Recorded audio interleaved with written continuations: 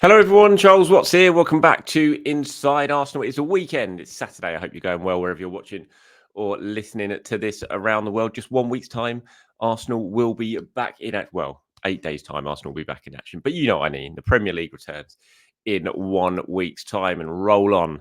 That weekend is what I say. But there is plenty of international football now actually going on to keep us entertained. There's plenty of games last night, loads today as well. So hopefully that should make things go a little bit quicker. We're going to talk about that international football in today's show. Very worrying injury for Riccardo Calafiori. Wouldn't be an international break without an injury to a player. And it's Arsenal's new signing who has that injury going off in their game against France yesterday. Fingers crossed it's not too bad. That is the early indications, but we will have a look at what's been said and what happened in that injury in today's show. Got plenty of other things to discuss as well. Look, I know the lighting's not great again, but I'm recording this at the crack of dawn. It is 7 o'clock on Saturday morning. Bit earlier than I'd usually be recording these things, but it's my daughter's birthday weekend this weekend, and we're running around. I've got to go and collect the cake at 8:30 in the morning. Then at 10 o'clock, we're all at a big birthday party at a trampoline park with about 14 screaming youngsters. So it's going to be a pretty hectic day. So this is the only chance I'm going to get to record is right now. So yeah, apologies if it's a little bit dark and I'm a bit pixelated, but not the greatest of timings to do it. But look, let's get started, shall we? And we'll start with Riccardo Calafiori. Really unfortunate injury. It's like he's trying to outdo Mourinho in the most unlucky way to get injured. We've had Gabriel falling on Mourinho and fracturing his shoulder, and then when you watch this one, it was just such an unlucky way to get injured. He wasn't even involved in the tackle that caused Ousmane Dembele to fall over. He was just chasing the ball beyond that tackle. But then as Dembele fell over, he basically did a bit of a somersault. And as he came down, his boots landed on the back of Calafiori's sort of leg and scraped down his calf, and his sort of leg twisted under him. It was after about 70 minutes. He had a very good game up to that point. Brilliant performance from Italy, coming back from a goal behind to beat France 3-1. Calafiori is playing very, very well in the game, but he just couldn't shake off that injury. He was forced off after about 71 minutes. It didn't look great, I have to say, the way he went down, the way his legs sort of went under him, and it looked like a nasty, painful one. The hope is that it is just a sort of the impact and it's nothing more serious. And the early news coming out of Italy is, fingers crossed, quite promising. Spalletti was speaking afterwards and he says these were his quotes, obviously translated into English, so might be a little bit wrong, but it says Calafiori needs to be evaluated, but with our good doctors, there is a good chance of recovering him. So that's obviously talking about Italy's next game in a few days' time. He's talking about him potentially playing in that game. I think every single Arsenal fan back here, Mikel Arteta, the medical staff, will all be like, can you just give him a bit of a break now if there's any sort of injury doubt? We've got a big game against Tottenham. We've got a big week, in fact, coming back immediately after the international break. If there's any sort of issue, any sort of worry ahead of their second game, I haven't actually looked to see who it's against, actually. But you'd just think everyone at Arsenal is just like, yeah, just give him a little bit of a break, will you, Italy? Doesn't need to be playing in that game. So yeah, the good thing is the early signs are, as I said, that it doesn't look too serious. Certainly the word coming out of the Italian camp immediately after from Spalletti and from journalists close to the camp as well was that it wasn't that bad. It did look a little bit nasty, I have to say. But again, sort of take that injury out of it in terms of how Calafiori played. And I've watched some of the compilation packages. I didn't watch the whole game, but he looked very, very good. And yeah, the more you see a Calafiori, the more you think it is a matter of when and not if that is established in this Arsenal side, I have to say. And I thought this was going to be a really interesting one immediately after the international break as well, because we've seen those changes from Mikel Arteta in the last 2 seasons, haven't we? This was a time that Ramsdale came in for Leno. And then last season, this was the time that Raya came in for Ramsdale. He's made those changes after the first international break. And I was looking at it and wondering, could this be the time we see Calafiori come into the starting 11 for that game against Spurs? Any sort of injury, perhaps not, but fingers crossed it's not too bad. Elsewhere in the international wise, Martin Odegaard played yesterday full 90 minutes for in Norway's game in Kazakhstan, 0-0. Couldn't find a way through, no matter with Odegaard, with Haaland, with Nusa as well. They couldn't find a way through, frustrated as they drew 0-0 with Kazakhstan. I mean, I didn't see any of the game, but I've read about it and I've looked at the stats and the numbers, and it didn't look like Odegaard had a poor game. He was named man of the match in a lot of places, had plenty of touches of the ball, got on the ball, but Norway just couldn't take their chances, and they ended up getting held to a 0-0 draw. But the good thing is he played the 90 minutes, which obviously suggests that injury issue before the game wasn't too bad. It wasn't affecting him too much, and he certainly was on the ball as much as you would expect him to be on the ball in that game. So fingers crossed he's come through that all right, the leg's all right, and he can get through one more game and then get back to Arsenal at the weekend for those important 3 matches that are kicking off. Other internationals in action later today. Obviously, England playing in their game against Ireland. We'll talk about that in a minute in terms of what that means for Declan Rice. It's going to be a pretty hostile game for him. Bukayo Saka obviously involved in that one as well. Bukayo Saka yesterday being named Arsenal's Player of the Month for August. The 8th time he's won that award. Bukayo Saka. I don't think there's any real argument. I think Kai Havertz has had a good month. Again, scored a couple of goals, of course. William Saliba's played very well on the whole, but I don't think there can be any argument about who that winner should have been. Maybe David Raya, in fact, for David Raya would be a good shout considering how well he played and the saves he made in the first month of the season. But Saka, 3 assists in each of the first 3 games of the Premier League season. I think it's the first time anyone at Arsenal has done that since Thierry Henry back in 2004, 2005. Also scored, of course, in the game against Wolves. So 3 goals, 1 assist. Arsenal's Player of the Month for August, Bukayo Saka. Congratulations to Bukayo. Okay, talking about Declan Rice, he is in for a bit of a hostile game today. If you don't know the history of what happened, obviously when he first started and was coming through into the international stage, he was playing for Republic of Ireland, and then he switched allegiances, went to England, and of course has become a mainstay in the England team since that decision. It's proved to be a correct decision. He's got to the final of 2 Euros, of course. He's been an absolutely integral part of this England side under Gareth Southgate, and you imagine he certainly will be under Lee Carsley or whoever the next England manager is going to be. But in Ireland, they certainly haven't forgot that. It's the same story for Jack Grealish as well, who's also going to start today by all accounts. So those two are going to have to walk through a bit of a hostile atmosphere at this game. Lee Carsley was talking about it before the game in terms of what Rice and Carsley would expect and whether he was concerned for the 2 players and the Arsenal player. He said, no, not at all. We've spoken not only to Jack and Declan, but to the whole squad.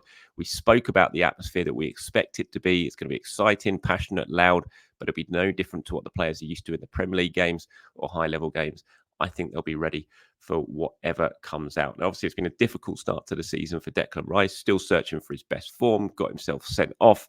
Now he's going to head over where he is going to have a big, big target on his back today, and he's just going to have to get through it. He's going to have to be strong. The thing with Declan, we know he's got fantastic character, fantastic personality, and his mentality is excellent. So I'm sure he will be fine, but he's just got to keep his head amidst all the abuse, and there'll definitely be plenty of that is going to come his way today. I remember I had a comment on here from an Arsenal fan a couple of days ago saying, yeah, be warned, Declan Rice is going to come in for some real stick. And yeah, it'll be interesting to see, but fingers crossed he can come through it from an England point of view as well. England fan unashamedly here, and I hope England can get the result today, and Declan Rice has a good game. Bukayo Saka has a good game. Key thing is everyone comes through it fine, and hopefully they will. Plenty of other internationals in action. We'll go through those in tomorrow's show, do a little bit of a roundup of how everyone got on. Okay, Arsenal women's time. Apologies. Well, no, not even apologies to everyone who starts moaning about it in the comments, but I'm still doing it because it's a huge day for the Arsenal women's today, of course. Fingers crossed they can get the job done. So good against Rangers a few days ago. Now it's against Rosenborg. Need to get through as they look to qualify for the Champions League proper. Jonas has been speaking about the game, speaking about Rosenborg and what to expect. He says they'll be a really strong opponent. They'll be at Atletico Madrid on penalties, of course, the same day that Arsenal beat Rangers. And that demands a lot of respect. I think we saw them as a team really strong on set pieces, really well organised. You could see that they have really good culture within the team as they were handling really adverse situations and moments against Atletico with a really good focus on what they could control. So we know we're going to play against a really tough opponent. That's how the Champions League should be. It should be a tough game. It should always be tough challenges. And that's why we want to play in the Champions League, because we want to play against the best. We focus on our performance. And if we do well, then we'll have a great chance of progressing in the Champions League. Going to be a huge night again down at Meadow Park later on. Beth Mead back for Arsenal as well. Back available anyway. Whether she starts, probably doubtful, but she's back available, which is good news for Arsenal. It's such a huge moment for the club. There's going to be, for everyone in the comments who I've seen, No one cares about women's football, which is just complete rubbish. They sell out every single game when they play at Meadow Park, obviously. Then they come to the Emirates and they get 60,000 at the Emirates. There's going to be so much focus, not just from supporters, but from those at the club in terms of this game. It's so important to qualify. It's massive for the club, and it will be. And I just don't get how no one can, well, not no one. I don't get how some don't understand how important it is for them. So fingers crossed, good luck to the Arsenal women today. Hope they can get the job done and progress like we all want. Aaron has got in touch now. Says, "Hey Charles, we discuss a lot. We want to discuss a bit on the Lewis Skelly situation. Had a great preseason, really solid at left back position, and a lot of people expect him to break into the first team this season. However, we had so many left back options in the first team, don't we? The way I see it, it might be a bit difficult for MLS to break into the first team this season. We already have Zinchenko, Calafiori, Timber, Tomiyasu, Kivior, and even Tierney. MLS can play midfield also, but I believe there is a reason why Arteta specifically transformed him into inverted left back. We're a bit short on midfield options currently, and I do hope both Ethan and Miles get some minutes sooner or later. Maybe the League Cup game against Bolton might be the game we see most of our promising youth get some minutes. Yeah, I think we'll certainly see them, but I hope we'll certainly see them in that game. For Lewis Skelly, I think I wouldn't be surprised if Lewis Skelly goes out on loan in January. I think it's been good to keep him around for this first half of the season. Like you said, that there's the League Cup games that are coming up where maybe he's going to get some minutes. I do think, well, we've already seen him around on the bench in the Premier League games as well. He's right on the fringes of things, Lewis. I don't think he's quite as advanced in terms of Arteta's thinking as Ethan is, but he's just on the fringes of things. And hopefully he will get some minutes in the League Cup.